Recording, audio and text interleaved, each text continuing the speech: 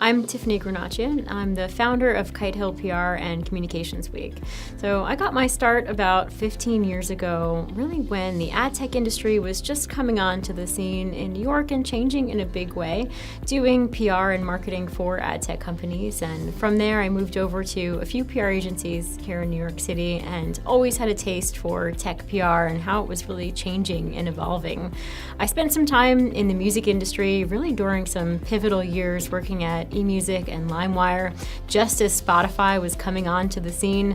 And unfortunately for LimeWire, I did take them through a lot of crisis communications against the major record labels, which, as you know, during crisis communications, you need to be on your A game, and the outcome can be interesting and oftentimes disruptive. From there, I spent some time in the media industry working at the Huffington Post. So I had the opportunity to work directly underneath Ariana Huffington.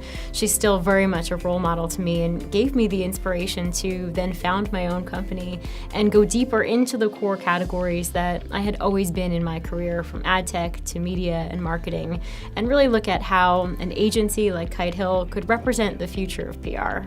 Kite Hill PR is a specialist agency, so we work deeply within the advertising, media, and marketing industries. One core part of the advertising industry is, of course, ad tech and martech.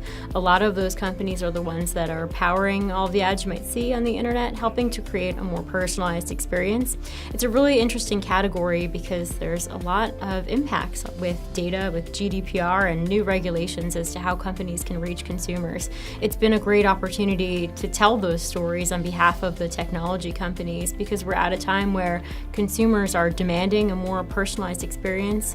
They want a connection, and the companies behind those ads really need to be able to tell the right story at the right place at the right time. But of course, it's not only about advertising, but the clients we work with at Kite Hill, and a part of our specialization, do go into the publishing industry. So that could be BuzzFeed has been one of our clients, Trusted Media Brands, Future, advertising, media, and of course entertainment is another category with a background in the music industry, with working with major record labels such as BMG. You'll notice a common thread that all of those industries are very much in a time of disruption. The future, I'd say, of advertising and media have always been in question as they continue to evolve, and that's what's really exciting about working at Kite Hill and in a specialist agency, is that we get to tell the story of a company today, but really help them look towards the future, to help their executives be thought leaders, to shape a story that tells how the company will continue to evolve. It's those core areas that we work with day to day, but we also work with a lot of emerging tech companies and tech startups in categories that impact many other industries like cybersecurity and artificial intelligence. It's not only the specialization that makes Kite Hill different, but we also know that a lot of B2B companies and B2B technology companies are looking for something that's beyond traditional earned media. That's a part of what we do day to day, but that's only one small part of telling a company's story. If you're going to be investing in PR, and if you're a B2B technology company that's looking to really make an impact and connect with your core audiences, you have to look towards other channels and think about a fully integrated communications approach. The way that I've translated that into growing our business model has been to create 3 separate divisions. Kite Hill PR is at our core. That's traditional earned media, working with the press to very much get a company's brand in the headlines. But we also have the Kite Hill Content Studio, where we're looking at exciting mediums to tell a story. So visual, video, audio, podcast. A lot of these are crucial, and that's all done through the Kite Hill Content Studio, along with longer form content like data and white papers. Press love numbers, but so do your potential clients. If you're a leading B2B company, you might want to think about how you can package up research and insights to really deliver back the right quality content to your audience. And last but not least, when it comes to really defining the future of PR, it's not only the stories that we tell, but the experiences that we create. I'm a big believer in events and experiences and how they can be used by B2B companies to really connect with core audiences. A lot of the work that we do, for example, day to day, could be a half-day workshop, an industry roadshow, getting clients connected with and in front of their target audience, giving them a sense for who the company is and giving their executives exposure is all a part of that. And within that amazing umbrella is also one of our own properties, Communications Week, which is a week-long event every October where we talk about some of the emerging trends in PR and communications. When it comes to the approach, it's not only about the tactics, it's not only about pitch and place, it's about the strategy. It's not just about execution, but it's about laddering up to the broader business goals. I talk a lot about our approach and our DNA for our culture as positive and proactive.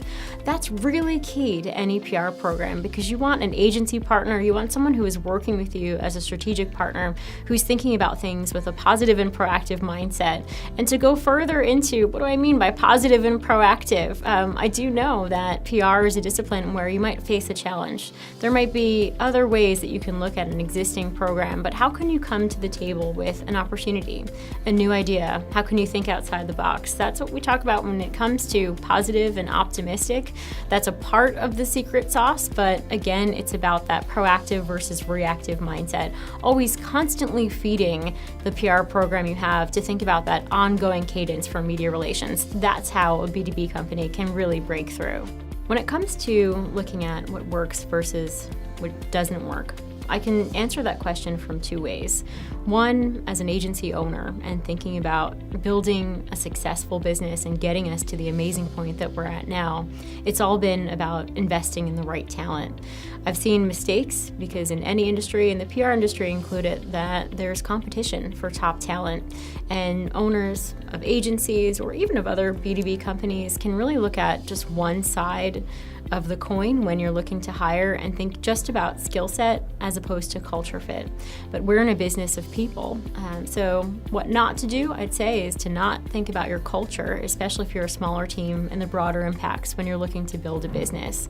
On the other side, when you think about, so that's building a business, flip it to the other side. Let's say I'm running a PR campaign day to day, and I really want to think about what should I not do if I'm a marketing person and I'm thinking about investing in an ongoing program. I think the mindset we bring to the table every day is important. So it goes back to the core values of proactivity and really thinking about when am I investing in PR and how am I creating that ongoing cadence. A big mistake that I see from other agencies or even founders of startups that are just launching a company and they're so excited. They want to tell the world about their existing product or service. So they think about PR in a vacuum.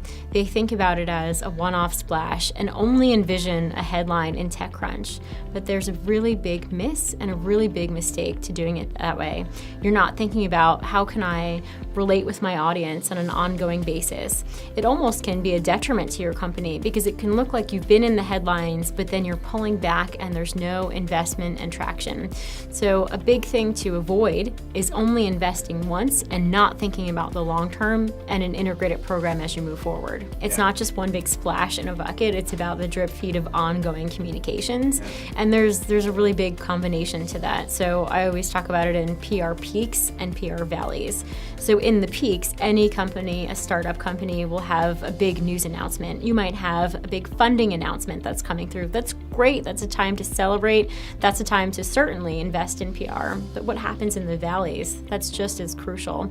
That's when we usually really fill the gaps with thought leadership, looking at building out an executive's profile, investing in content like byline articles, data, other research reports that can help to tell that company's story and prove the value of their products and services on an ongoing basis. So one big lesson I'd give to other founders of companies and other B2B companies overall is to think about sometimes you have to sacrifice growth for quality. If you're looking to scale a business, make sure that you have the right infrastructure to support the growth plans that you have to really set your team and your company up for success.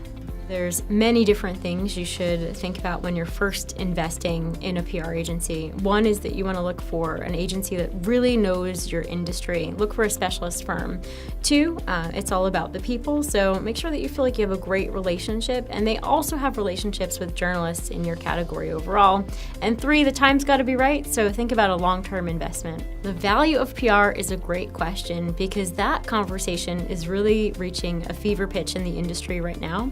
We're at a time where the question of earned media and its value is really being put in the spotlight.